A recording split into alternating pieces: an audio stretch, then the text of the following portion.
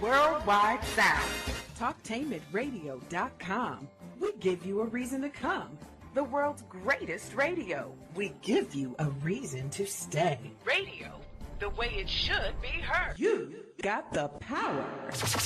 The views and opinions expressed are those of the host and guest and not necessarily those of TalkTainmentRadio.com, the management, the staff, or K&E World Network, LLC.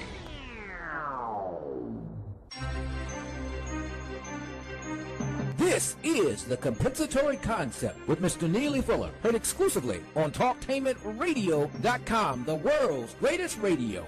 Radio, the way it should be heard. And now, Mr. Neely Fuller. If you do not understand white supremacy, which is racism, what it is and how it works, everything else that you understand will only confuse you. Only confuse you. Only confuse you. Good morning and welcome to TalkTainmentRadio.com. We go where you go on the world's greatest radio, and you are in touch with the Compensatory Concept. I am your co-host, Mr. Bobby, and this is radio the way it should be heard. Good morning and thanks for listening. Good evening or good night, depending on what part of the world that you are on. We welcome you to another edition of the Compensatory Concept with Mr. Neely Fuller Jr., who is live on the phone from Washington, D.C. And for those who do not know, Mr. Fuller is the author of the United Independent Compensatory Code System Concept. It's a compensatory counter-racist code book, revised and expanded edition is the latest one out, and it's simply a textbook workbook for thought, speech, and or action for victims of racism, which is white supremacy. In a few moments after Mr. Fuller speaks, I'm going to give you the numbers that you can call in for your questions, and I'm also going to give you a Gmail address in which you can submit your questions, and if they're not too long, I will read them. As a matter of fact, when you call in, please, if you will, try to condense your questions so that Mr. Fuller can fully answer your question. And the same way with the Gmail. Don't write me a novel. Just state your question, get to the point so that Mr. Fuller will have time to answer your questions. And then that way we can get more on the air. Okay, I think that's all of the house cleaning I have to do for this morning. So let me introduce to some and present to others Mr. Neely Fuller Jr., live from Washington, D.C. Good morning, Mr. Fuller. Good morning. And how does this Thursday find you? Oh, I'm still learning. Okay, you're still learning. As our custom is becoming, what would you like to start today's program off with? Well, someone called me recently and said something about they were a little confused about when I would say that not all white people are racist, that some of them are and some of them are not, and that my explanation was confusing. So I'm not supposed to be in any way confusing anybody about anything. Anything that I say should not be confusing. Anything that anybody says shouldn't be confusing. Otherwise, there's no point in saying it if you're going to add to the confusion that's already out here. So what I have said is that it's logical to think that when you say all of anything, you consider that there may be exceptions. There may be exceptions. So I'm saying, logically speaking, in a world that's dominated by one system of government primarily, and that is the system of racism. Racism influences everything that everybody does everywhere in the world, 24 hours a day. And that's racism in the form of what we call white supremacy, that you can assume logically that there are a number of white people who believe in the idea and the practice of white supremacy, which means what? It means dominating and mistreating people who are not white.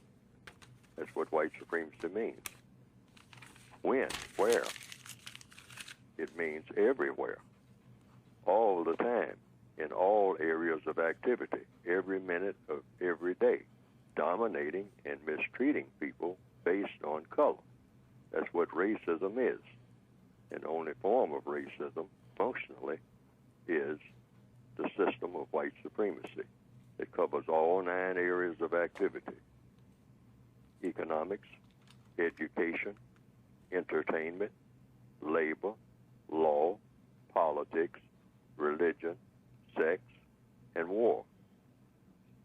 Now, if you examine each one of those areas of activity, the dominant factor in all of these areas of activity affecting people all over the world, whether it's economics or labor or religion or sex or politics, the main factor in all of these areas of activity is what color somebody is.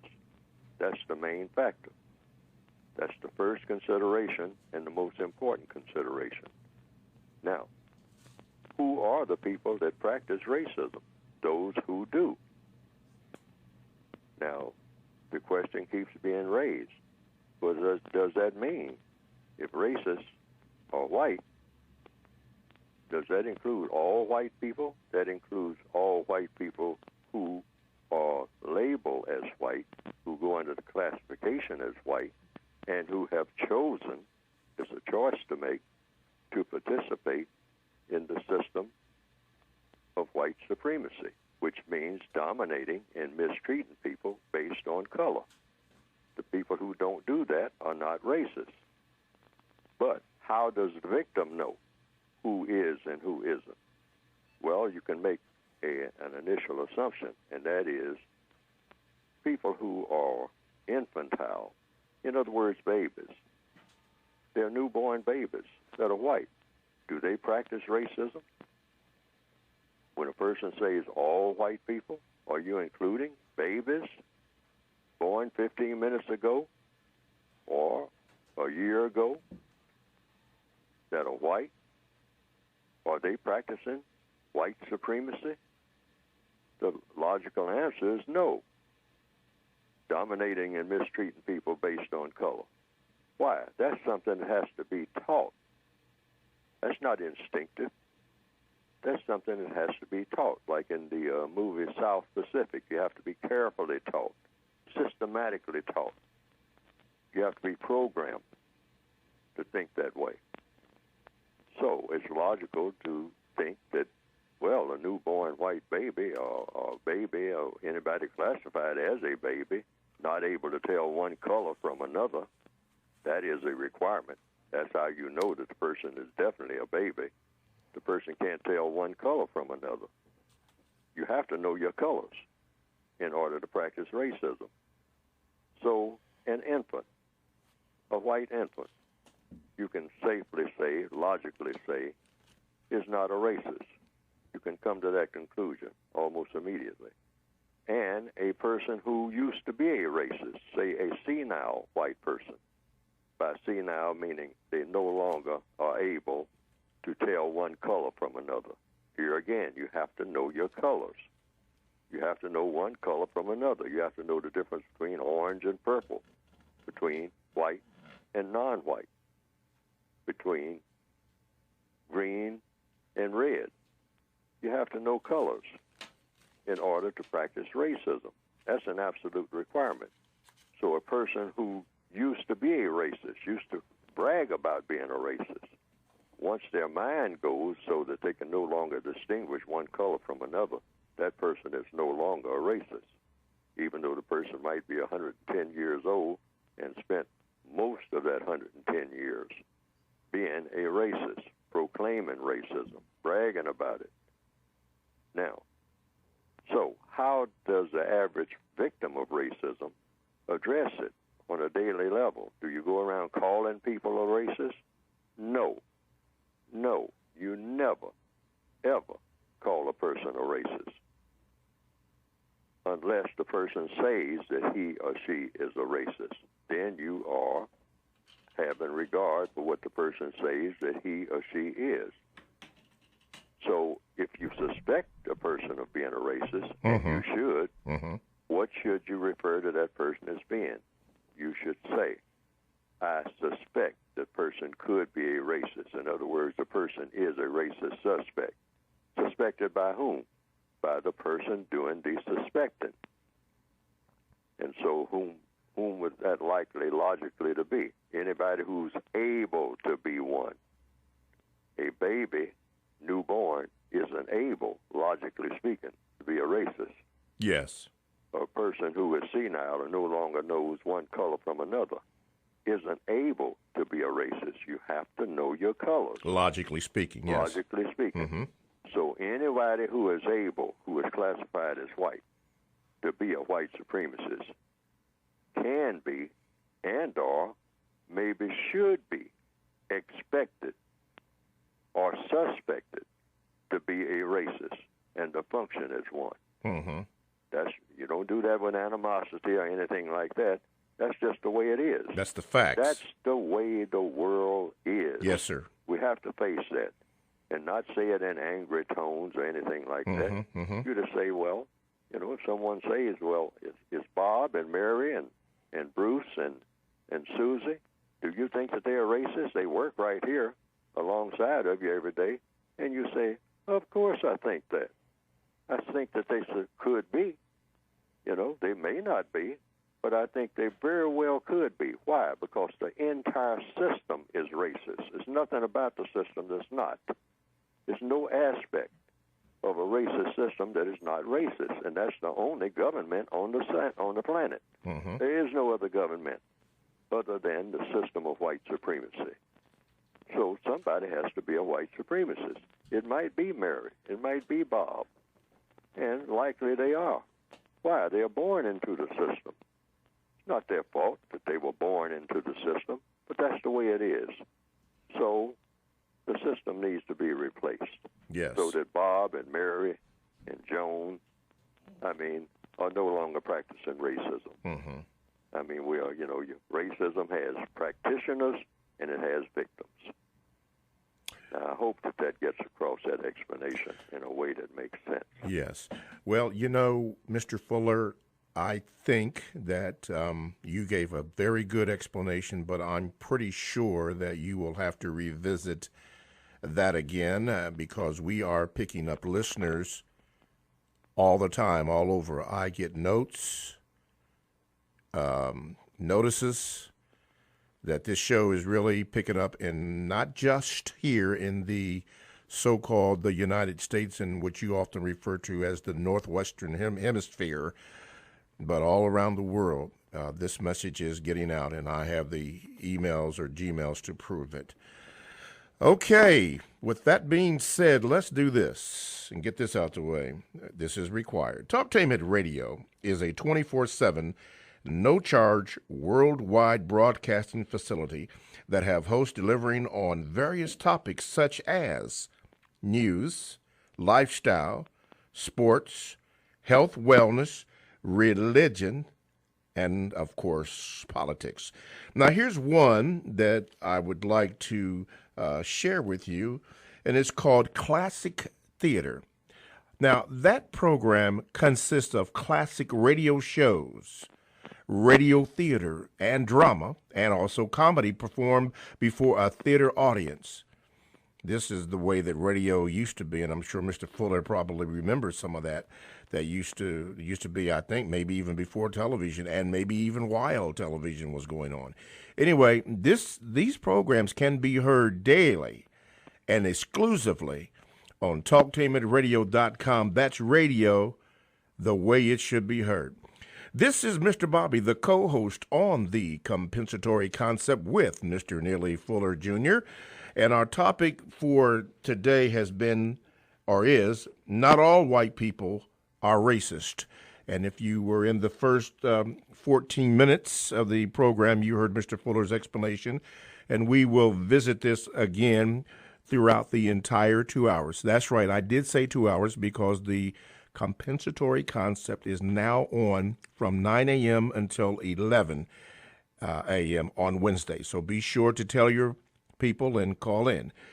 And speaking about calling in, you may do so right now at 1-877-932-9766, or you may Gmail me at 7mrbobby@gmail.com, and we will do what we do. Are we ready for the calls yet, Galen? Okay. Let's see here. Let's go right off the bat with line number 1. You are now on with Mr. Neely Fuller Jr. What is your question? Yeah, I like to.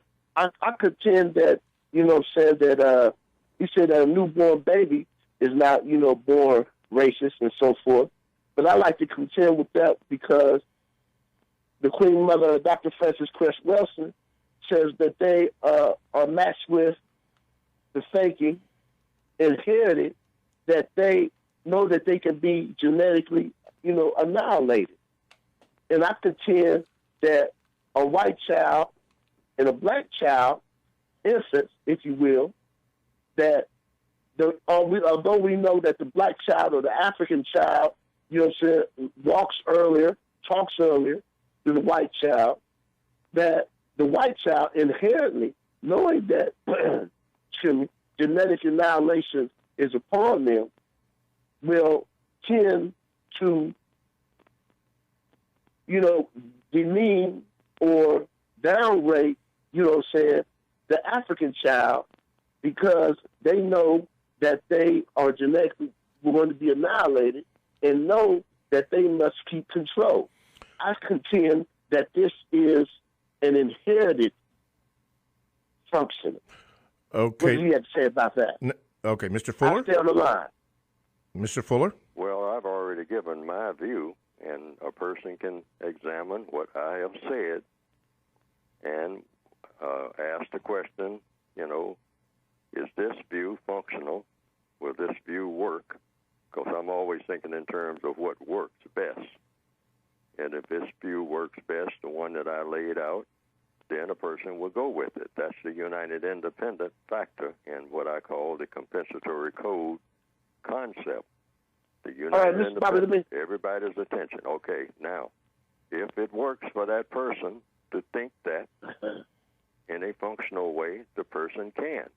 It's nothing dictatorial about what I'm saying. These are just ideas that I'm expressing that I think are valid. I stick with this idea. Now, other people will have other ideas, and so they can go with that and act accordingly. I mean, if they think a newborn baby who is white is a racist, then it comes down to what do you do about that? See, because ultimately it's going to come down to what you actually do about what you know or what you have concluded to be a fact. So those who have concluded that if a baby that is white is born into the world, been here 2 minutes, that baby is automatically a racist, practicing racism, not only able to be a racist, but actually practicing racism, because that's the only way you show that you're able and whatnot.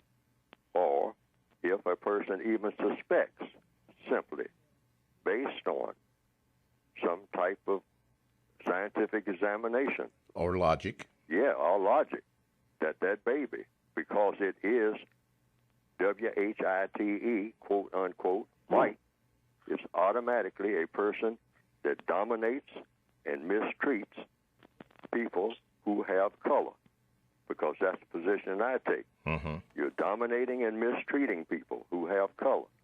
The baby is 2 seconds old, okay? But this baby is now doing that. Now, well, I have no evidence of this, okay? So therefore, and I don't have evidence that it's not, okay? So here again, it's what the person wants to believe. Okay. I choose to believe just what I said a while ago. Okay. All right. Can I have a little? If it's real quick, brother, because we got the lines are jammed. Oh, okay. I'm sorry. The environmental, we said 2 seconds into the world, that curtails, a lot of things. And then that that goes ahead and says, that it's environmental. You know what I'm saying? And I understand you saying that, but we understand that environmental and inherited is two separate things and so forth. But I'm saying that a white child, a white child being born and then automatically taken from environment and put in a black environment, you know what I'm saying? Like the Steve Martin movie or somebody, he was raised by black people and so forth. But he alternately, inherently tries to, provide for the family and so forth.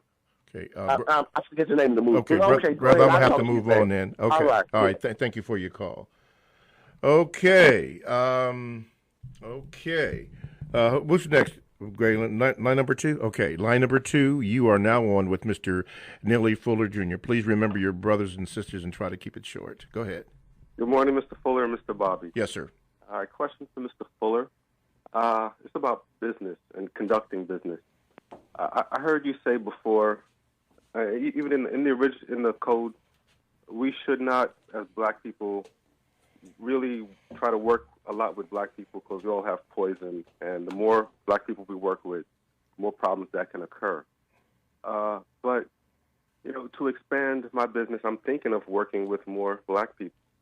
Would you say it's better time spent just working by myself or, trying to work with others? I wonder what your thoughts were. Mr. Fuller? No, you work with all people, white and non-white. You do that all the time, and you should do it deliberately. What you mean by work with, it means working with, to do something that is of constructive value. That's the connection. You only make contact with people when you have something constructive, something that's proven to be constructive, or you have a reason to believe it's going to produce a constructive result. You do this each and every minute of each and every day, either directly or indirectly. Do something or say something that's going to be of constructive value. The key term here is constructive. But you also keep in mind that poison is going to come to the surface out of yourself and out of the people that you're around. Why? Because in a system of white supremacy, everybody has been poisoned. We're poisoned people. All of the people on the planet are loaded with poison. That poison comes to the surface because it is nurtured by the system itself. Animosity is built in to the system of white supremacy. People approach each other with this thing of being harmful in some kind of way. Find a way to be harmful. And black people have really been loaded with this poison by the white supremacists. I mean, we're systematically programmed. I mean, just little children running around on the playground and whatnot. I mean, little toy guns in their hands and all this type of thing. See, a lot of it looks real innocent, very subtle. But that poison is being generated all the time. Mm-hmm. You come off the playground and go back into the classroom, and your heroes are Julius Caesar. Your heroes are Napoleon Bonaparte. Your heroes are somebody who is burning cities and tearing up things. That's toxic. Yes. So by the time you're 10 years old, you are loaded with poison. Wow. You can't even say anything to people that's not loaded with poison. I mean, we almost say it jokingly. We talk about, hey, how come your head's so big? See, criticizing the size of somebody's head. I mean, trying to make them feel bad. You want everybody around you to feel bad about themselves and about the world around them and about you. Yes. And then you find that as an excuse to start joining gangs and running up and down the street killing people that you went to school with, and say that this is normal. See, but the white supremacists have groomed this all over the world. They have loaded people with poison So you go in understanding you are very toxic. I'm toxic. I spread this poison. It's in me. It's there. I can't say it's not there.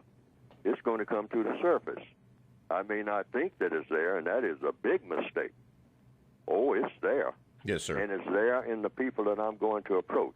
Mm-hmm. So what do you do in knowing this? Since you know this, you minimize conflict by minimizing unnecessary contact. And you make all your contacts of constructive value. If you're going over on a Saturday afternoon, to help somebody paint the garage, that is a constructive thing. Because maybe paint on the garage helps the garage to increase in value and also as a protective coating for the garage so that the wood doesn't rot. So you agreed to do this for an acquaintance. So you went over and you painted it, and you do the job. You relax. You don't have to be uptight and all like that.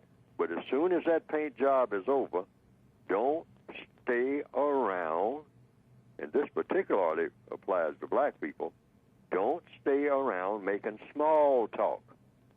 It's that small talk that leads to Saturday morning killings among black people. That little what we call innocent small talk, because we start picking at each other. Tell the truth, we start doing that. Or we start picking at somebody who's not even present, somebody that didn't show up for the paint job. Mm-hmm. We have derogatory things to say. Mm-hmm. Don't hang around where this type of thing begins to take over. Get your paint and your paint brushes and your paint cans back on that truck and say, okay, that's a pretty good job. It really looks good. We finally got around to it. I promise you that I was coming over several weeks ago, and I had to keep, breaking my promise because I had other things to do. But I'm glad I got over this Saturday morning, and we got this job done finally. So, okay, Oscar, I'll see you, and you all have a nice day. And you get out of there. Mm-hmm. Because if you're standing around making that small talk, it's that small talk among black people that's going to lead to something evil. Okay. We are not very skilled at making small talk, mm-hmm. particularly in the Northwestern Hemisphere, and we have to admit that. Okay. Well, did that answer your question, my brother? Yes, sir. Okay. Right, thank you. Thank you so much for your call. Thank you so much. Okay. Our topic today is, and will be throughout the entire 2 hours, Mr. Fuller addressed, not all white people are a racist.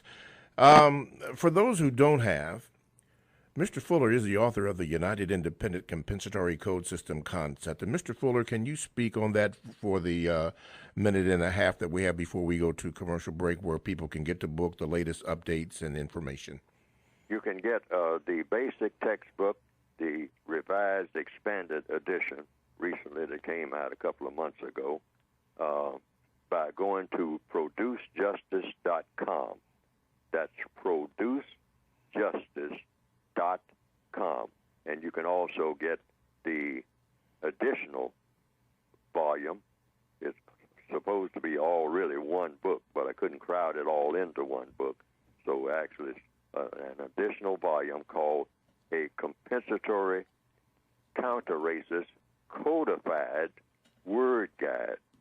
Now that's just a book similar to a dictionary. It's not a dictionary, but it has a substantial number of words in it about how to use the words, how not to use the words, given some words that are very traditional, new definitions that should have the effect of countering racism when you use the words. And also a lot of questions to be raised about words that are used when other people use them. And it points out a lot of, has a selection of words to raise questions about, because the English language is a language that can be very, very, very tricky. Yes, sir. So therefore, you want to study those and come up with ways to make them very functional and very constructive. All righty. TalkTameItRadio.com. We go where you go. Check us out on WCR. All righty. Welcome back to TalkTameItRadio.com. We go where you go. Download the TalkTameItRadio.com app to your cell or to your tablet. That's radio the way it should be heard. This is Mr. Bobby, the co-host on The Compensatory Concept with Mr. Neely Fuller Jr., and you can call into the show if you'd like by calling 1-877-932-9766, or you can Gmail me at 7mrbobby@gmail.com. And before we go to the Gmails, let's get this phone call here. What line am I going to be? Line number 1? Okay. Line number 1, thank you for waiting. You are now on with Mr. Neely Fuller Jr. What is your question? Well, thank you for taking this call, brother. Much love to you and Mr. Fuller. I would just like to make a comment if you would allow me to. Okay, you have about 2 minutes, okay? Okay, brother. I appreciate that. Yes, sir. Go ahead. Racism is a tool of white supremacy. Before the Caucasian came upon dark people, the Caucasian killed, brutalized, and kidnapped from each other. The Vikings came to Caucasians' land. They didn't care if you was white as snow. They didn't care if your hair was sun blonde. They took your animals. They took your women. They took the young children. But when they came upon darker people, then they was able to use racism as some reason they was doing it. But they always have done this. Now, Mr. Fuller said, if you do not understand white supremacy as racism, what it is and how it operates, everything else you understand will only confuse you. Well, I agree with that. Now, unless I am dead wrong, my understanding of white supremacy says these people are going to exterminate black people in this country. And after they finish exterminating us, the Africans would be next. That's what my understanding of white supremacy is. Now, there's a lot of shootings and killings going on in Chicago that's unexplained. Black people think black people are doing these shootings. They are not. They are doing a few of them. But there are death squads in Chicago. And what they are doing, if they're doing it here, they're doing it in other black communities.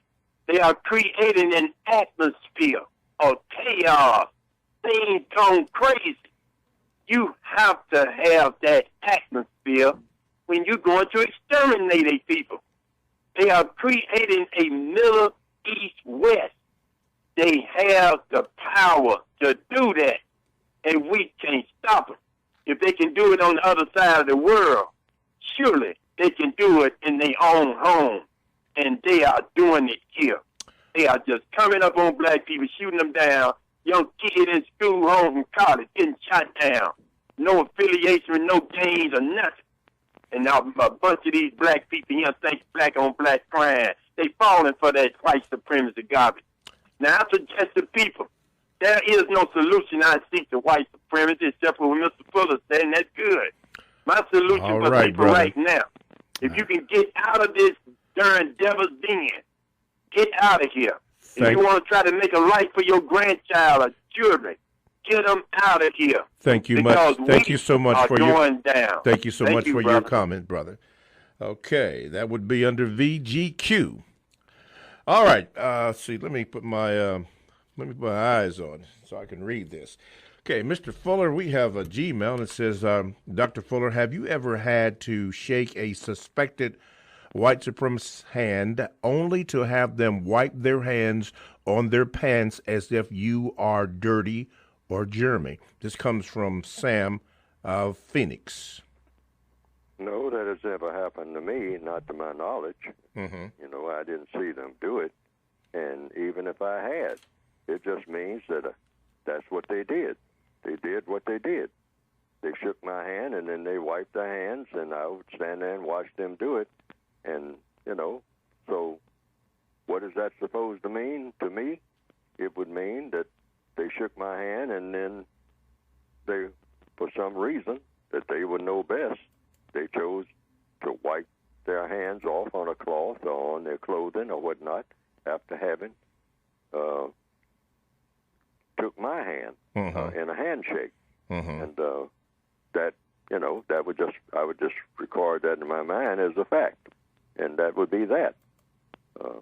So I wouldn't attach anything to it except if the person is white, the question might be raised, did they do that because they think that, my hand is dirty, or that you don't shake a black person's hands without wiping your hands because the person is black, or classified as black. So, it's never happened to me. Yes, in sir. answer to the question, it has never happened to me. Never happened. Okay. Right. All right. We have another Jeep. Oh, by the way, you can call in 1-877-932-9766, and or you can Gmail me at 7mrbobby@gmail.com, and I will try not to rattle any paper in the background, trying to get these notes together. But anyway, let's do this. This comes from Mr. Obese, and he says, would you please ask Mr. Fuller on how to interact with the black female, since she uses his take on black males being worthless and not eligible for manhood, when that black male is doing absolutely everything that an adult male should do for her and offspring, that he did not participate with her in creating. And the question is, how should that black female be regarded? Let's see. He said, I'm trying to get what the, he says how to interact with the black female, since she uses his take, your take, on black males being worthless and not being eligible for manhood, when that black male is doing absolutely everything that an adult male should do for her and her offspring, that he did not participate in with her in creating. Well, they interact in any way that they can interact with each other in a constructive manner, if that's what they agree to do. And the procedure, according to the code, according to what I have written, get an understanding about what he or she thinks about their interaction with each other, or when they first meet, and what the plans are, and whether anybody's going to carry out the plan. Now, that's the first thing you do. You find out everything that there is to know about each other before you ever, for sure, before you ever have a act of sexual intercourse. Would that come under the 200 questions that you had mentioned? Anywhere from, I would say, anywhere from 125 on up. You can say up to 200. I would say 200 should you just about know just about everything you need to know about a person. If a person is telling the truth, you have to agree to tell the truth. You have to be comfortable with telling the truth. If you're not comfortable with telling the truth to the person about everything, every question that the person will possibly ever ask, then that means you're not ready anyway. Yeah, that's mandatory to tell the truth. Yes, both people have to say, are we comfortable enough with each other? We're just comfortable enough with each other to be able to answer any question that is asked. No such thing as a question that's off limits. Answer any question that is asked.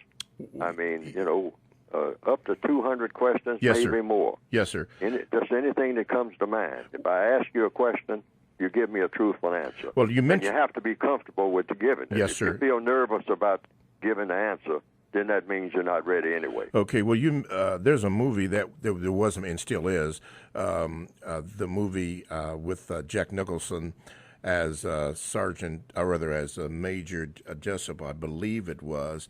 And one of the lines in there by Tom Cruise, the movie was called A Few Good Men, and one of the lines in there from Tom Cruise or Jack Nicholson character said that you can handle the truth. Do you feel, Mr. Fuller, that, as you said, that it is imperative that people tell the truth? Do you feel that most people, can they really handle the truth? Oh, but people avoid the truth. Oh, yes. In the system of white supremacy, everybody avoids the truth. And Okay. everybody's a hypocrite. Wow. You're forced to be a hypocrite in the system of white supremacy. Why do you say that? In other words, show a false face. Everybody shows a false face because we are trained to show false faces. Okay. And we're trained to be treacherous. We're trained to be backstabbers. I mean, this is a part of the culture. Okay. You don't be honest about anything. You know, not just what you call politicians. Okay. I mean, we're all politicians in that regard because politics is nothing but interaction between people anyway. I got you. All right? Okay. So, therefore, we're all loaded with this poison. Okay? So, you counteract the poison. That's what I'm writing about. That's Yes, what sir. the textbook is about. Yes, We're sir. trying to always reveal truth and reveal it in such a manner that justice and correctness and peace is the result. It's never been done by anybody. Okay. Right. TalkTameItRadio.com. We go where you go, and you can download the TalkTameItRadio.com app to your cell or to your tablet. That's radio the way it should be heard. This is Mr. Bobby, the co-host on the compensatory concept with Mr. Neely Fuller Jr. And if you have any questions, you may call in by calling 1-877-932-9766, or you can Gmail me at 7mrbobby@gmail.com. The topic today is not all white people are racist, and Mr. Fuller will address that again as he has in the top of the hour. But right now we're going to go to the phone lines, and line number 1, you are now on with Mr. Neely Fuller Jr. What is your question? Hi, Mr. Fuller. My name is Monica. I was calling because I'm sorry if you have a hard time hearing me. I'm actually on my way to work right now. But anyway, I was wondering, have you ever worked in an all-white environment, or dealing with white supremacists every day? And how did you overcome that, or how did you deal with it? And then I have a second question too. Well, let Mr. Fuller answer the first question first. Mr. Okay, Fuller? sorry. How do you overcome an environment where you are just with white people and you're a non-white person? Yes, I'm the only black person. You function according to a code. That's why I wrote the code book. Okay. And that makes it easier. See, code is nothing but, it's not a secret code because it's in a book. I mean, it's available to everybody, white and non-white, but it's addressed to the victims of white supremacy. So, in fact, you can tell people that hey, you follow a code, and there's nothing incorrect about a code if it's a correct code. And you say, now your code is to avoid any type of conflict with people, and also to be as constructive as you can possibly be in everything that you think, everything that you say, and everything that you do. And that's how you function in an environment with anybody, whether it's white or non-white. Just say that you are about doing the most constructive thing. And when it comes to saying things to people, you're going to say the most constructive thing that can ever be said by anybody. You tell people that that's your goal every day. When you go on a job and you're the only black person in the office, in the warehouse, and all like that. And even if they're going around saying derogatory things about black people and all like that, you always let them know. You don't say anything derogatory about anybody, but you do tell the truth. If they ask you, and ask them, are they ready for the truth? Like the person just alluded to in the movie A Few Good Men. I mean, the statement by Jack Nicholson, you can't handle the truth. Well, you don't tell anybody that. I mean, but you do say that you are about revealing the truth, whatever it is, as long as that truth is attached to the intent of producing a product called justice. And what is justice? According to the compensatory code, justice is guaranteeing that no person is mistreated and guaranteeing that the person that needs help the most gets the most constructive help. And just keep that in mind all day long when you're on these jobs. It's not difficult at all once you say, this is what I'm about.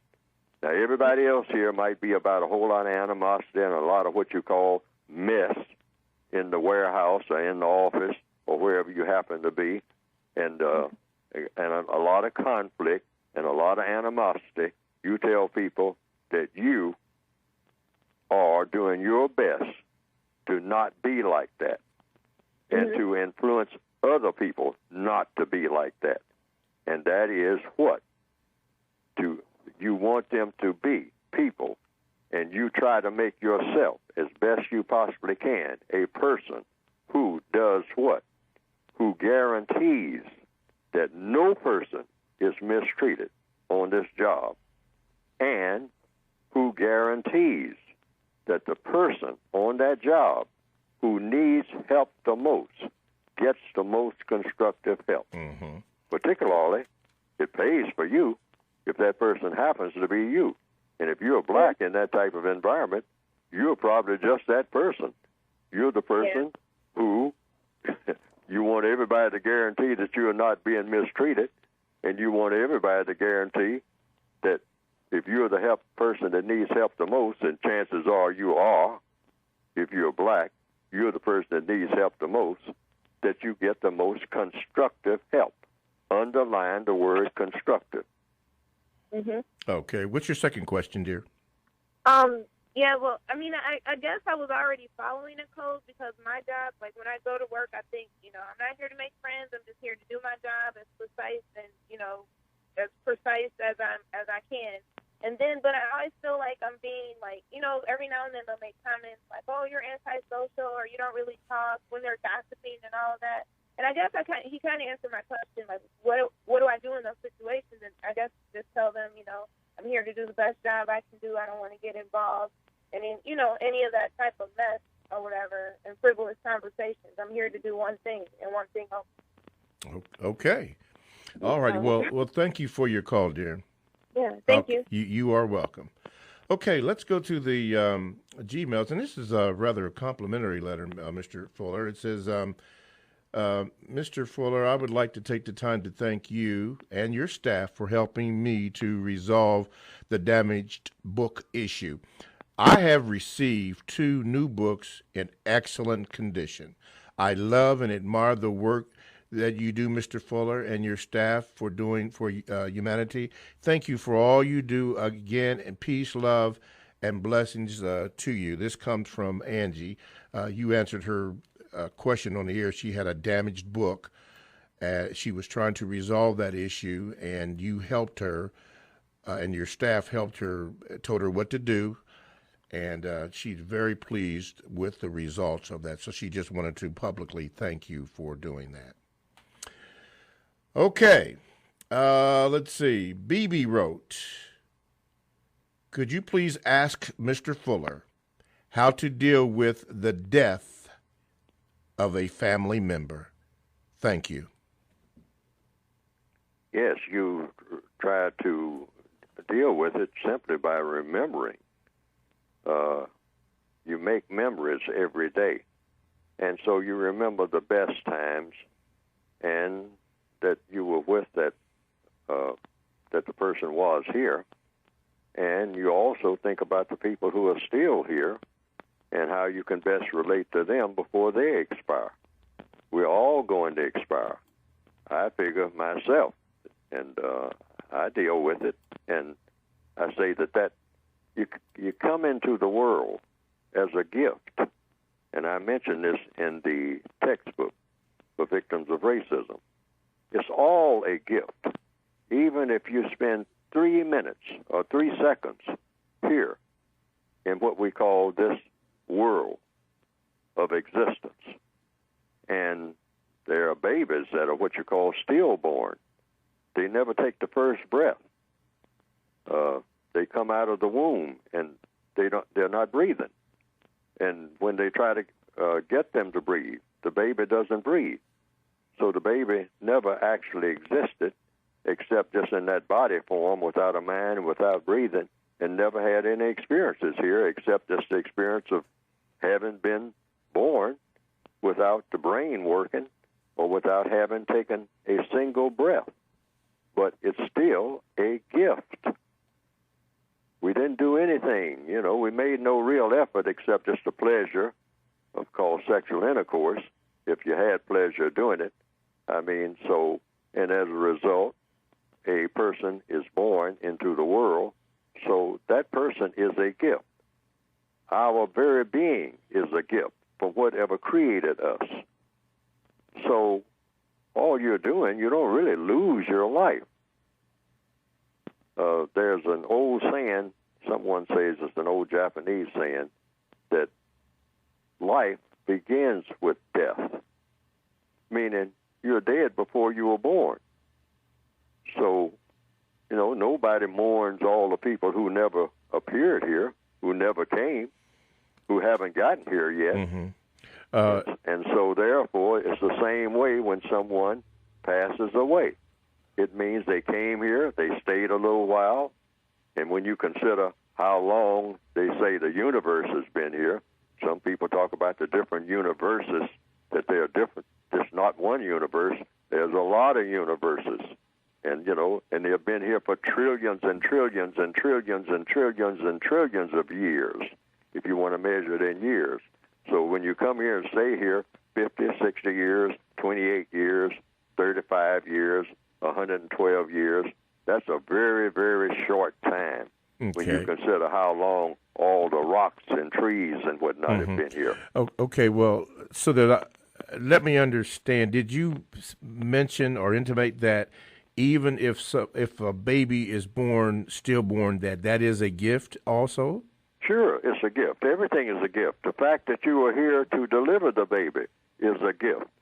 You're here, so you experience the baby being born and the baby not coming to life, what we call life, and went straight to the grave without ever having experienced anything except just being here and wasn't even aware of that.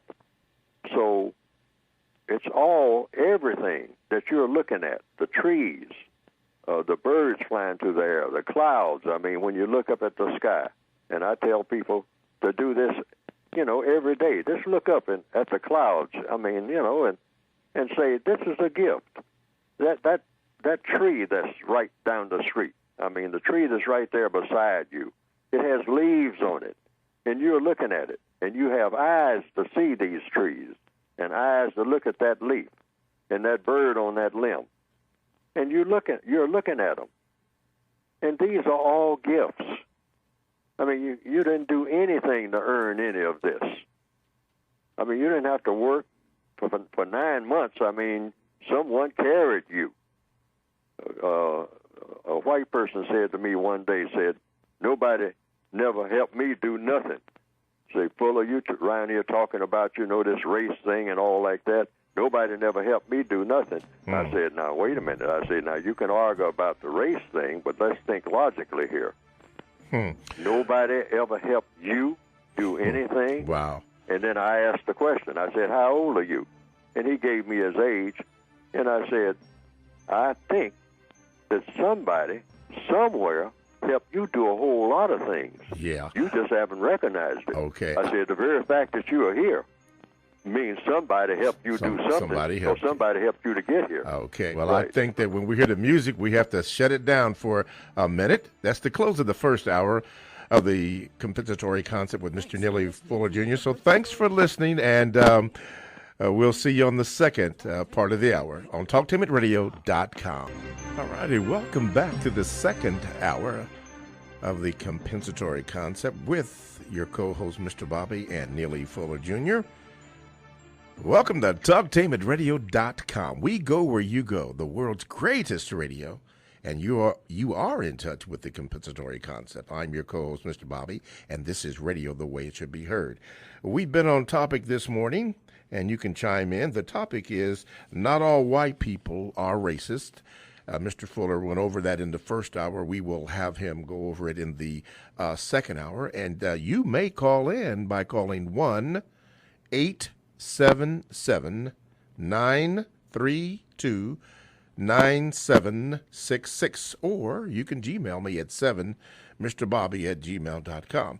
Mr. Fuller is the author of the United Independent Compensatory Code System Concept, a compensatory counter-racist code. Revised Expanded Edition is what is out right now, and you can go to producejustice.com to get the book and all the information on that, and including, and not limited to, a compensatory counter-racist codified word guide. And Mr. Fuller explained that earlier, just really an extension of the book, but he put it in a word guide to explain what words means. And all it is it is an addition to a textbook workbook for thought, speech, and or action for victims of racism, which is white supremacy. I am going to go to the phone line since they are jumping off the hook. Where am I at here, Mr. Galen? Okay. Line number 1. You are now on with Mr. Neely Fuller, Jr. What is your question? Good morning, Mr. Bobby. Good morning, Mr. Fuller. My question is, recently, one of the critiques of the United Independent Compensatory Code System concept that I've heard is that Mr. Fuller does not have an effective way to deal with so-called infiltrators. Some people are calling these people coons, Uncle Toms, what have you. What is your suggestion, Mr. Fuller, for dealing with, I guess, so-called agents of white supremacy that are sent by white supremacists to disrupt and, I guess, dissipate any sort of constructive energy put towards producing justice? Mr. Fuller? You don't even think about it in that context. You don't even, it's no such thing as that. I mean, as far as the compensatory codified logic, counter-racist logic is concerned. I mean, other people might call, you shouldn't use those terms. I mean, infiltrators, whatnot, sellouts, and whatnot. No. The system of white supremacy, we are all victims of white supremacy if you're a person of color. That's the premise. That's the logic. If you're a person of color in a system of white supremacy, you are automatically a victim of white supremacy. Why? Because that's the government that dominates everything that you do. There is no other government. So, therefore, it's just like you're in a prison. And in a prison, the white supremacists will pick people to, like in the movie Shawshank Redemption. In a prison, you will say, well, certain people are going to work in the warden's office. Not everybody, but 1 or 2 people that the warden chooses. The white supremacists choose what person will do what. And like in the movie Gone with the Wind, the white supremacists on a plantation decides, the plantation owners decides what Negro, what slave is going to be the person carrying a title of foreman. Now, the person is still a slave, but you'll say, you're going to be the slave that's going to go down and see to it that the other slaves are in the field by 6 o'clock in the morning. Your job is to guarantee me, as the plantation master, that you will have these people in place at 6 a.m. And then he will tell Rufus over here, another slave, now, you're not going to be working in the fields anymore. You're going to be driving the missus in the coach. And I have some clothes for you and whatnot. We can get out of those rags because you're supposed to be representing this plantation. And I don't want my chief slave driving my missus around in those ragged clothes that you have. So I'm going to clean you up and give you some decent clothes, but you are still going to naturally be a slave, even though you're all dressed up in some of the finest clothes that I handed down to you that I used to wear myself. And that's all these choices are made by the plantation owner. So what's the point that I'm making? Whatever position that a non-white person may take, And many of them assigned positions that are very harsh against other non-white people. By whom? Assigned by whom? Assigned by the white supremacists. So you don't get angry with them. You just do the most constructive thing you possibly can, because the white supremacists are in charge of everybody. And just because they give someone, they pick out a line, like in any prison camp, you pick out the people that you are going to give favors to, you can do that. And the other prisoners shouldn't get mad because you accepted the favors, because you desperately are in need of whatever you can get. And they could choose anybody, like they do. They choose whomever they choose to choose. I mean, you have these choices when you are a complete master. So what you do as a victim, you simply do the most constructive thing, even when you're interacting with other slaves who come around and say, you're not the one supposed to say quitting time, depicted in the Gone with the Wind scene. You ain't the one supposed to say quitting time. I'm the one supposed to say quitting time. I'm the foreman. The boss says I'm the foreman. You the little Negro. I'm the big Negro. So I'll tell you what to do, and you better do it. I'm going to tell the boss on you. And so you understand this, because that's how the prison system works. That's how all slave system works. That's how all racism works. So that goes with the territory. So you don't get angry about it. You just keep working as best you can on a day-to-day basis against the system that produced this type of behavior, and replace it with a better system, the system of justice. Okay. Thank you for your call, caller. Appreciate it.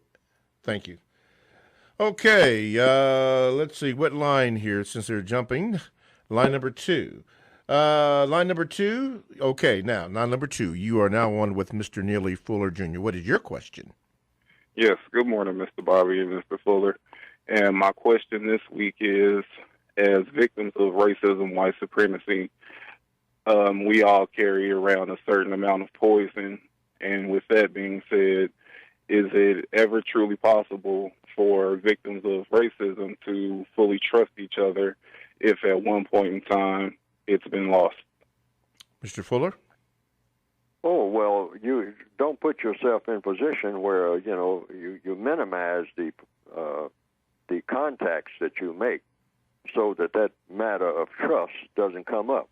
Now, it's another movie I look at all the time. It's an old movie, and it's considered the second greatest movie ever made. A lot of people say they don't see how that ever came to be, but I can see how it came to be. It's called Casablanca, with Humphrey Bogart playing the part of a character called Rick Blaine. Now, I say that everybody should be codified, and and people can look at the movie and just watch the way that Rick Blaine, the cafe owner in that movie, Casablanca, goes about doing things. Mm-hmm. For one thing, he doesn't really trust anybody because he knows that he's not in a position where people can be trusted. Mm-hmm. See, in the system of white supremacy, you just make do, really. You're in a prison system. So what do you do in a prison system? Whom can you trust in a prison system? And you look at the whole world as a prison. You look at the system of white supremacy as a prison. So whom can you trust in the prison? Well, you minimize putting yourself in a position where you have to trust anybody, even though you know you have to trust quite a few people. You have to trust the person, who serves you in the mess hall and in the kitchen and whatnot. You have to trust that the people are, not poisoning the food and all like that. As in the movie, a prison movie, Shawshank Redemption, Andy Dufresne went to lunch, and his first lunch had a worm in it. I mean, and so, hey, prison conditions, you just might have worms in your food.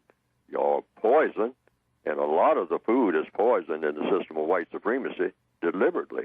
And a lot of things that are called food isn't really even food. Yes, sir. It's just a lot of plastic. Mm-hmm. And you're eating plastic.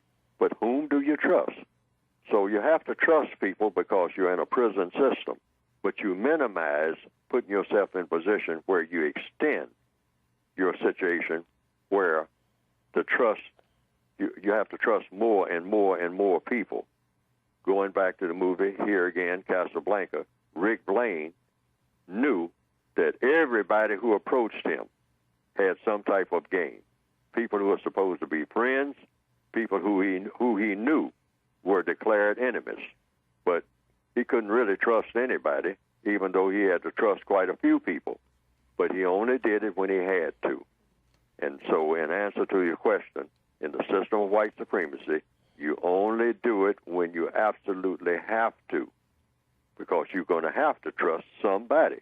When you go to the hospital, you trust whatever people are going to be the attendants to you. Yeah. You trust that when they put that needle in your arm that they're putting in the correct substance, that they're not getting you addicted to something or something like that. You trust that. You don't have any idea what this is. Mm-hmm. See, and somebody who has it in for you can very easily switch syringes or whatnot. Yes. And ruin your entire existence. Yes. All right? So, but this is the way you do it. Okay. All right. Thank you for your call, caller. Let's see here. Talktainment Radio is a 24/7, no-charge, worldwide broadcasting facility that have hosts delivering on various topics such as news, lifestyle, sports, health, wellness, religion, and, of course, politics. Now, here's one I would like to share with you. I shared it in the first hour, but we'll share it again. It's called Classic Theater. Now, this consists of classic radio shows and radio programs, radio theater, radio drama, and radio comedy performed before a theater audience, heard exclusively and daily on TalkTainmentRadio.com. Radio the way it should be heard. Mr. Fuller, speaking about that, when you were coming up, if you had an opportunity to listen to the radio, do you remember some of those radio shows? Radio shows that did what now? They had a theater. There was drama, comedy, maybe soap operas. Do you remember some of the names of some of those old shows? Oh, just vaguely. Many radio shows. Fibber McGee and Molly, Oxydol's own Ma Perkins, Stella Dallas. Was Amos and Andy one of those shows? Amos and Andy. I mean, that was a long-running show and very popular. And the original characters were white. Okay. They played the part of black people. Okay. Right. And was there a guy that had a dummy that was real famous? I'm trying to think of that dummy's name. Charlie McCarthy? Yes, Charlie McCarthy. Yes. One of my co-workers is smiling. You remember some of those, don't you? Okay. Anyway, some of those shows, I know Amos and Andy is heard here on TalkTainmentRadio.com. Anyway, you can get those shows daily to see how radio used to be. And that's the way and this is radio the way it should be heard. My name is Mr. Bobby. I am the co-host on the compensatory concept with Mr. Neely Fuller Jr. And our topic has been not all white people are racist. And Mr. Fuller, you addressed that in the first hour. And could you address that comment again for the second hour, that not all white people are racist? Well, that's a logical assumption because you don't include babies, white babies, born into the world because of what? The white baby, newly born, has to be taught the difference between one color and another. In order to be a white supremacist, to be groomed and taught into the system of white supremacy, indoctrinated into the system of white supremacy, you first of all have to know the differences between what is white and what is non-white and what that's supposed to mean. Because if you're white and you're going to be a white supremacist, it means you have to know the difference between what is white and what is not white. So you have these categories of people, white and non-white. And the white people who are to be white supremacists, if you're being groomed or indoctrinated or educated into being a white supremacist, you have to know what a white supremacist is. It is a person that practices racism against people who are non-white. And what is racism? It means you dominate and mistreat people who are classified, have been classified as non-white, even though there are a lot of non-white people who look like they're white. But if they're classified as non-white, then these people are eligible to be dominated and mistreated in all areas of activity, based on their being non-white, classified as non-white by people who are classified as being white. It's a very simple formula, turned out to be the most powerful government that the world has ever seen, the most accomplished government, the most successful government that the world has ever seen. Very efficient and very simple formula. Mm-hmm. And so, but also, if a person has been a white supremacist and has proclaimed that they believed in white supremacy, but that person is no longer able to practice white supremacy. Why? Because his or her mind has left them in the correct order. In other words, is no longer able to function so that he or she can tell the difference between a white person from a non-white person. Okay. You have to know your colors. Yes, sir. So that person may have been, if the person is 90 years old, and may have been a white supremacist most of those 90 years. But now he's there in a wheelchair. He doesn't know one color from another. He doesn't know a spoon from a fork.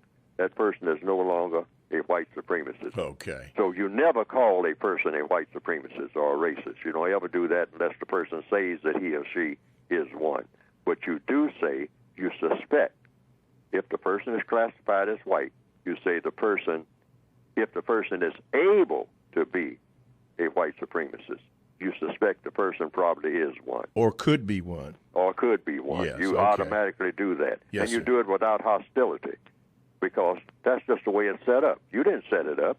It was this way before you were born. Yes. This system was put in place long anybody who is now on this planet was born. Never accuse them of Right. someone. Okay, I got that. Okay, let's go to line number 3. Okay, line number 3. You are now on with Mr. Neely Fuller Jr. What is your question? Good morning, Mr. Bobby and Mr. Fuller. How are you? Good morning, sir.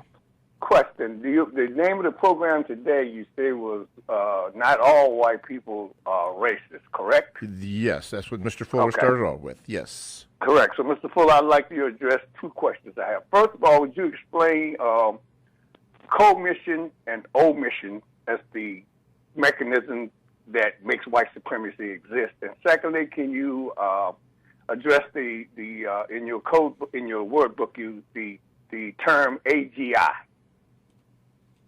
The term what? AGI. Yes, AGI, the acute ghetto impaired technicity. I don't have that in my code book. I don't think. You have that in the word book, sir. That is in the word guide? Correct. I read it yesterday. You know what page that's on, sir? No, I'm not holding the book right now. Okay. And I'm not either, but if it's in there, it means exactly what it says. I have some words in there that I've forgotten, that I put them in there, plus a lot of words Can that I give never you a put in there. paraphrase what you were saying? Say that again? Can I paraphrase what you said in the book? Yes, man? you can. Okay.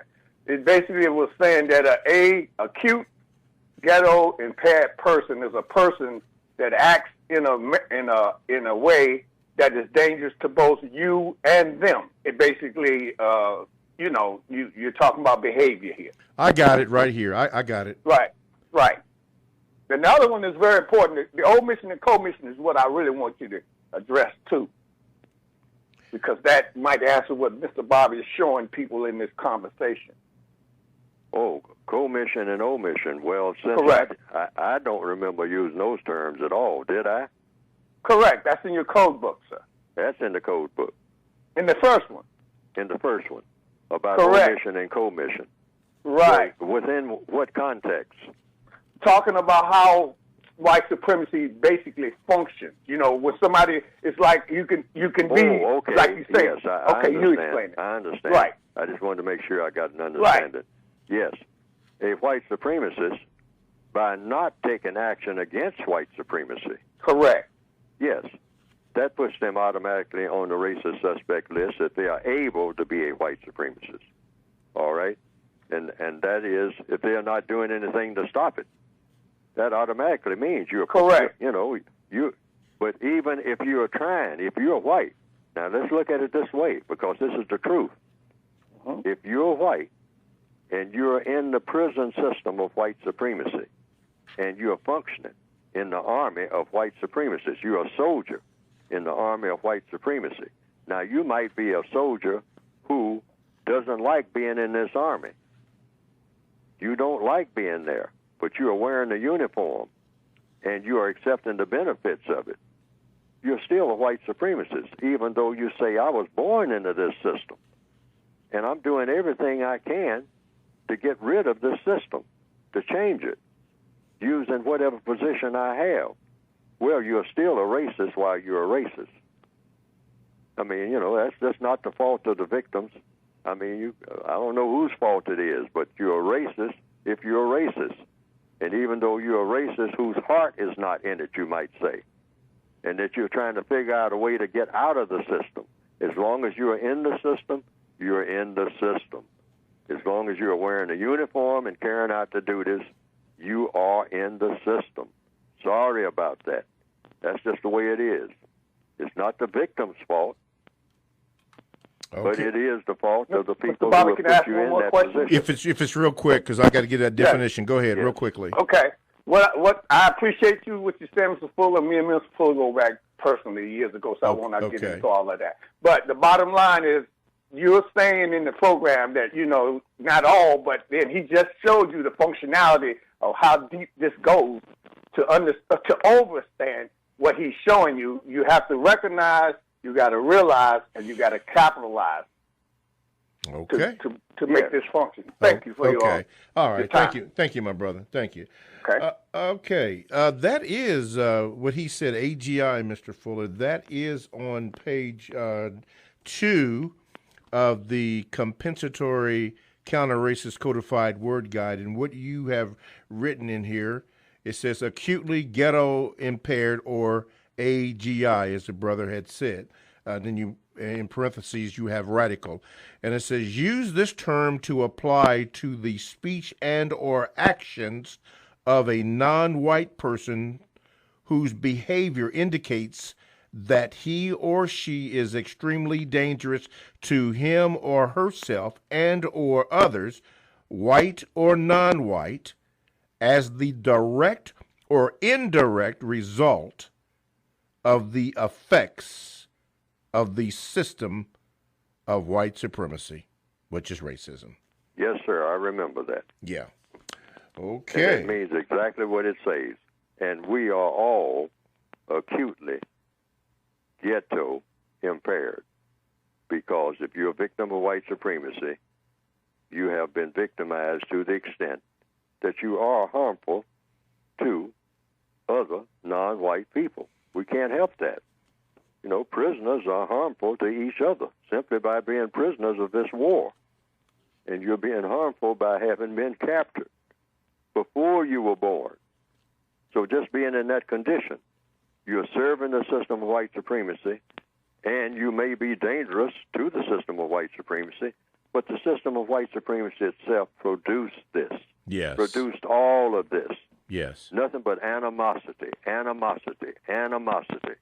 That's what it was designed to do. That's what it's designed to do. Yes, the sir. system of white supremacy is designed to set people against each other. Okay.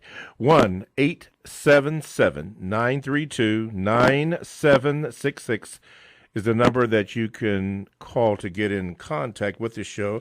We're on topic today. The topic is not all white people are racist. So you can call in for that, or if you have another question. Let's go to the phone lines. Line number what? Galen, line number 1? Okay. Line number 1, you are now on with Mr. Neely Fuller Jr. What is your question? Yes. Good. My not much. I have statements. But once again, now I'm picking up everybody else in the country on the stream except for you guys.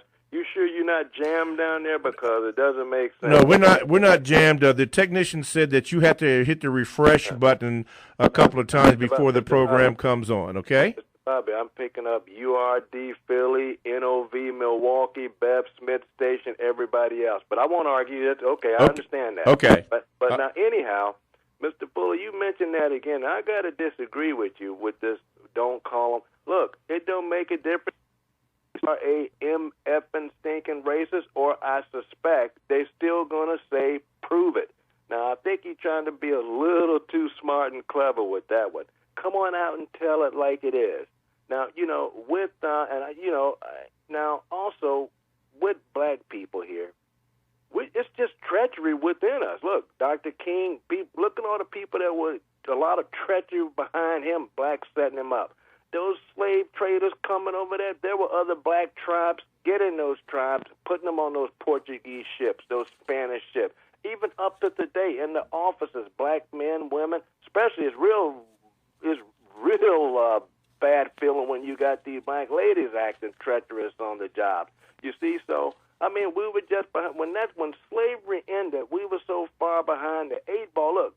These people had the military set up, the Navy. They had steel mills, shipping, trains.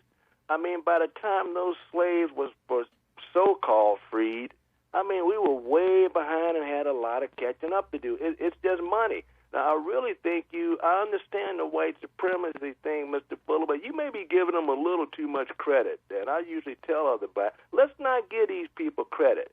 They bleed, too. This is why Truman integrated that desegregate the military, because why should our boys get killed? We're going to put these blacks up there, too. Let them get killed. Korea, Vietnam, yeah, I mean, and now something else. Look at the Hispanic and Asian. Those people want to be the new whites, and we're still going to be the black. So it's just not white that we got to watch.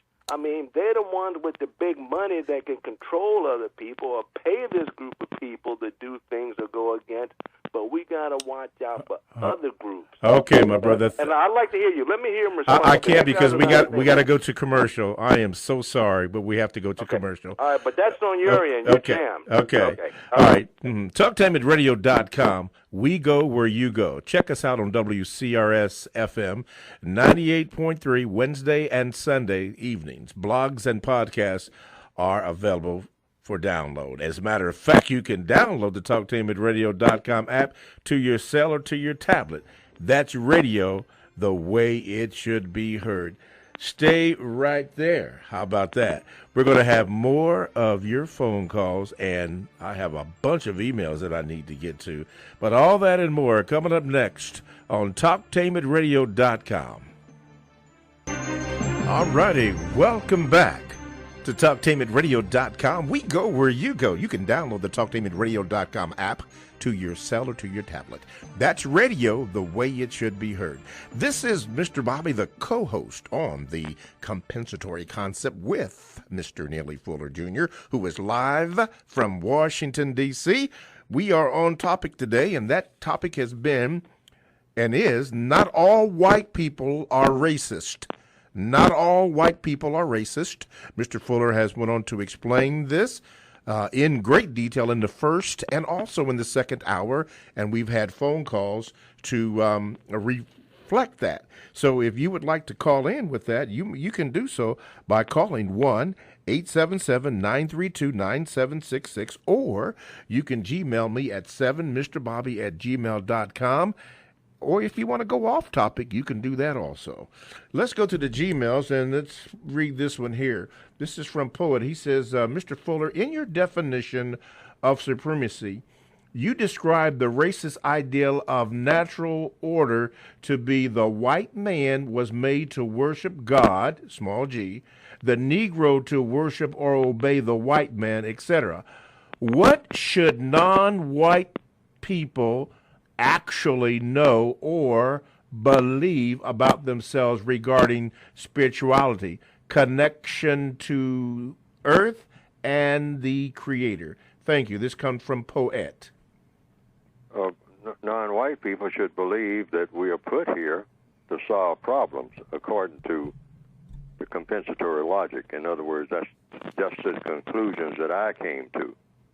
And why do I say that all people really are put here to solve problems? All people are put on this planet called Earth to solve problems. The people who are here now. I don't know about all the people who came here 40 trillion years ago, but the people who are here now, I logically assume, are here for the purpose of solving problems. Now, how did I come to that conclusion? Because we have problems. Everybody wakes up in the morning with every kind of problem you can name for the most part. Small and large. Just getting up out of the bed. I mean, that could be a problem with some people. Some people might be afflicted with something that makes it difficult for them to get out of bed, or just didn't get enough sleep. So that makes getting out of bed difficult. But these are small problems. Then they have to, once they took care of the small problems, deal with larger problems. 2,000-3,000 years ago, probably the problem was outrunning some type of animal, getting out there and trying to get food. And while you're trying to get the food, there's an animal lurking in the bushes, that would jump out at you and try to get you to solve their problem by providing them with food for them. And you are the food. So therefore, the animal had a problem that it was trying to solve by eating you alive.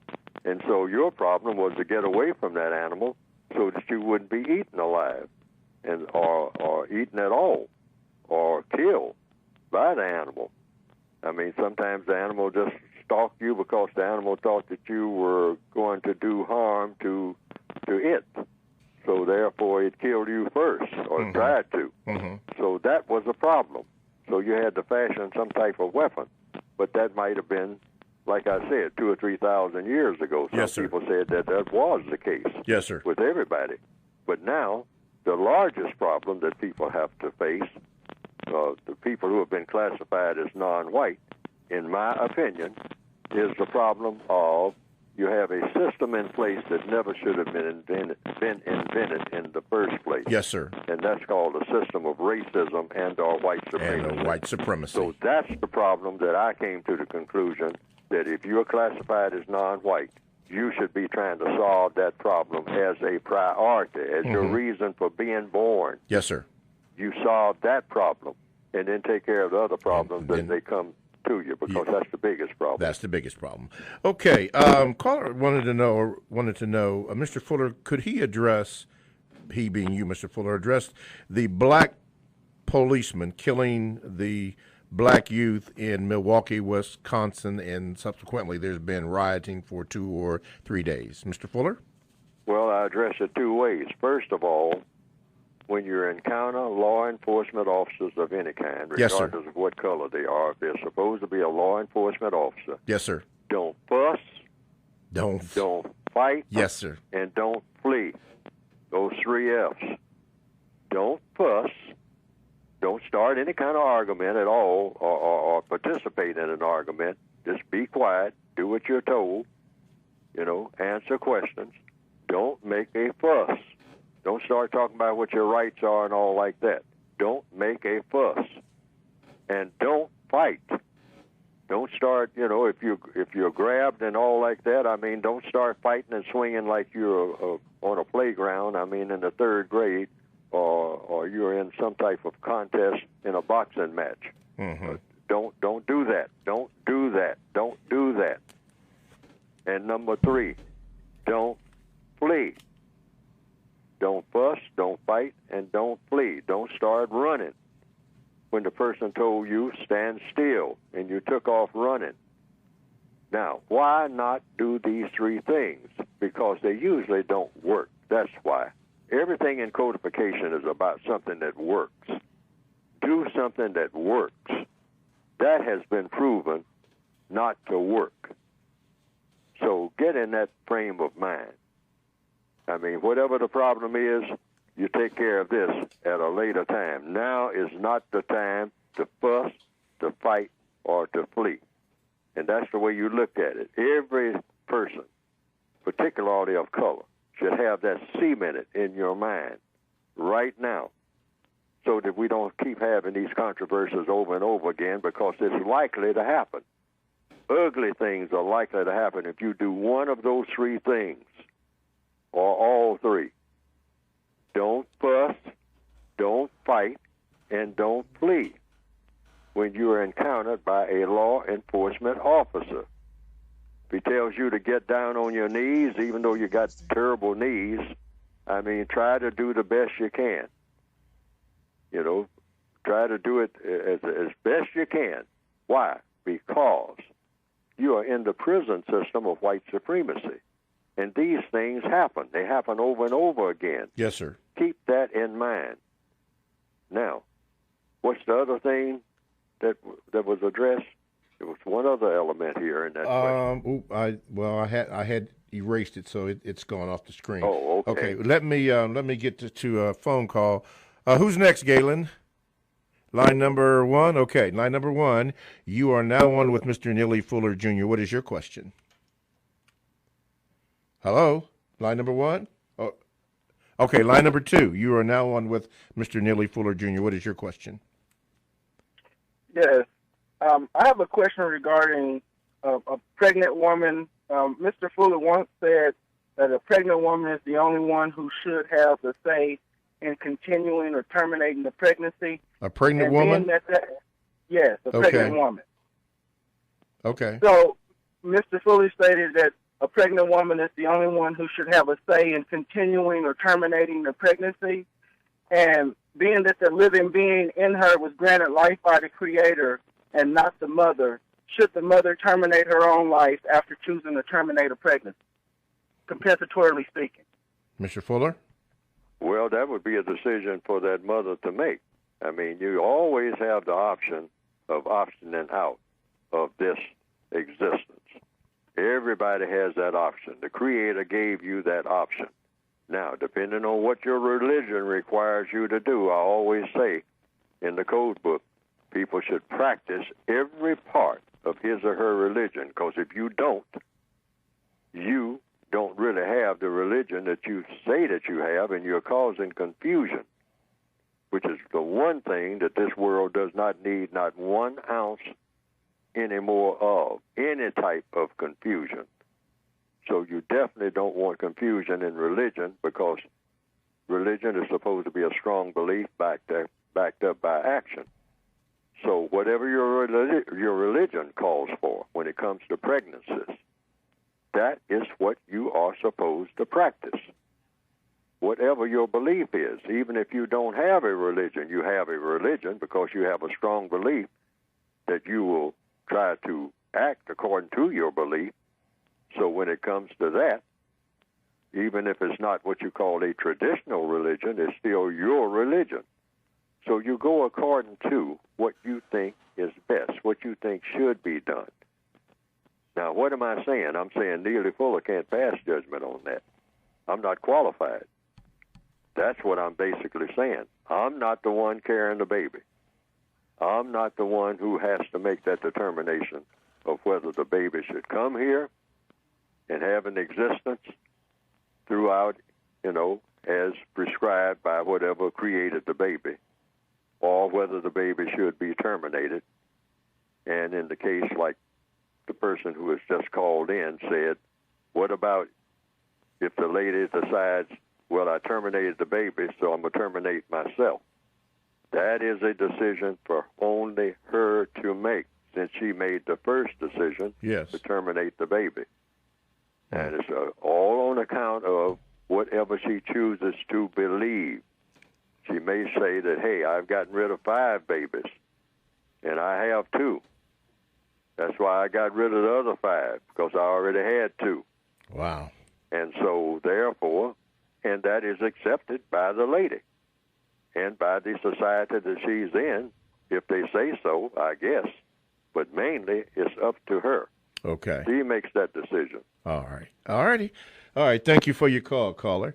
Let's see. TalkTimeAtRadio.com. We go where you go, and you can download the TalkTimeAtRadio.com app to your cell or to your tablet. That's radio, the way it should be heard. This is Mr. Bobby, the co-host on The Compensatory Concept with Mr. Neely Fuller Jr. Our topic today has been, and still is, not all white people are racist. Now, you can call in with your comment if you'd like by calling 1-877-932-9766 in the remaining moments that we have, or you can Gmail me at 7mrbobby@gmail.com. Let's go to the phone lines, and what line are we going to do now? Line number 3? Okay, line number 3. You are now on with Mr. Neely Fuller Jr. What is your question? Good morning. Here's my question. Since in white supremacy, they control everything, and we are prisoners in the system. Why is it, especially when it comes to law enforcement, why is it that video pops up where it shows as if the law enforcement officers are incriminating themselves if, in fact, they control everything? What's the point in showing when they're doing wrong? Mr. Fuller? Well, you have to get, in order to stop this, what they call so-called police brutality, and I have a lot of issues with the use of the terms, too, because you can't be a policeman and be brutal. You're something else. If you're showing brutality, if you're doing anything that you shouldn't be doing, you are not a police officer. You are something else, all right? If you're white and you're brutalizing a non-white person, according to what I have written, you are a suspected race soldier because you are doing what you're doing based on racism. So I'm saying everything in a racist society is about racism. So therefore, in answer to the question, you act accordingly. You expect these things to happen. That's why I said don't fight, don't fuss, don't flee. Yes, sir. Because you're already in captivity. And when you're trying to give people a problem in a prison system, I mean, you should expect to be brutalized. You should expect that. When you are pulled over, you should expect to be dead, just like you would in a prison and you are heading for the wall. And if you have been told, don't you come anywhere near that wall, or you just may be dead. Somebody might stop you. They might choose to run and get you and hold you and all like that. But you know the prison rules. You start looking like you might go over that wall. You might be trying to get away, or you might be trying to give somebody in that prison, in that death camp, that World War II prisoner of war death camp, you are giving any of them guards any kind of fuss at all. Yes, sir. You just might be dead in the next 2 seconds. And you have to understand this. We all have to understand it. I understand it, and I act accordingly. Yes, sir. Those are my actions. Yes, sir. I'm not saying something that somebody else should do, and I'm not doing it. Right. I mean, yeah, you better believe I'm terrified. I mean, when I'm told to do something, I ain't fussing, I ain't fighting, and I ain't fleeing. I am in a death camp. Okay. And I'm fixing to be dead in about 2 seconds. And I can't argue with that. All right. See what I mean? Yes, sir. And so you act accordingly. You are in a society that says that if you have color in your skin, you are supposed to be brutalized. If not by law enforcement people, by some other non-white person. You're supposed to be mistreated in a system of white supremacy. Yes. That's what it's for. That's what it's for. You have to understand this. To not understand that is to not understand white supremacy at all. Okay. All righty. Thank you, caller, for your call. Let's go to the Gmails. This is Mr. Fuller. This is from Renzo. He said, I recently started a group to discuss the code. Some people had the book and others were being introduced to your suggestions. My goal was to ease some of the tension that non-whites were having regarding police brutality by sharing the code. This was accomplished during the first week. Some non-whites ordered your book, the book, for themselves, and others just asked questions to those that are more familiar with the code. However, as expected, in the system of white supremacy, This quickly became non-constructive as the non-whites started bickering among themselves and to each other, and even using the code in ways that it doesn't apply. I quickly disbanded the group to avoid contributing to confusion. In a system of white supremacy, what is the best way to discuss the code with other non-whites in a group setting? You get it straight. The principle, the codified principle of VGQ, Victims Guaranteed Qualification. Everybody is qualified to give their opinion to other victims. You're qualified to do that. And other people, other victims of white supremacy, other slaves on the ship, you might say, other prisoners in the prison camp, can agree or disagree. But the code recommends you don't really agree or disagree. No argument. See, that's it. No argument at all.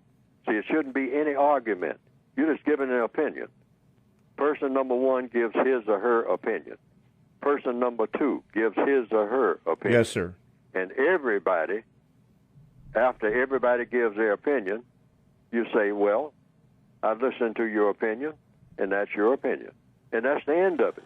Okay. You don't argue about a person's opinion. Okay. You do not argue points. I don't care what the person says about anything. That's the person's opinion. Okay. Victims Guaranteed Qualification. You're qualified VGQ to give your opinion. Yes, sir. Yes. Okay. On race, racism, or counter-racism, and no one's opinion takes precedence over the other person's opinion. Exactly. And that's the United Independent factor. Yes, In sir. other words, everything is addressed to the individual person. Mhm. It's not addressed to groups. There's no such thing as a group. Okay. All right? All We're right. all prisoners of war, individual prisoners Yes, of sir. war. The only thing we have in common is being prisoners. Being prisoners. Okay. This comes from Negro Off Your Knees. He says, last week Mr. Fuller said that those white people that choose to practice white supremacy are the most powerful people the world has ever seen. I completely disagree. They may be now and have been for the past 500 years, but we as African people remain the most powerful people that have ever existed on this planet, for we gave the world religion, symbols, culture, art, architecture, education, and everything else. The white supremacist only has the power he has because he stole ours through trickery and deceit hundreds of years ago. He's maintained it because we as African people refuse to try and take it back. That's the short story of how white supremacists gained his power. We must establish that he is not a supreme being and that his power has existed for only 400 to 500 years. And so I think if all African people can use a combination of revolutionary tactics along with what Mr. Fuller suggests in his book, we can defeat this beast and restore order to this planet. Stay black, stay strong, Mobasa. Mr. Fuller, would you comment on that? VGQ. That's what I have right at the bottom of it. VGQ. Victims Guaranteed Qualification. The person said what he said, and so that's what I am duty-bound to say, that he said what he said. Victims Guaranteed Qualification. He's qualified to say those things.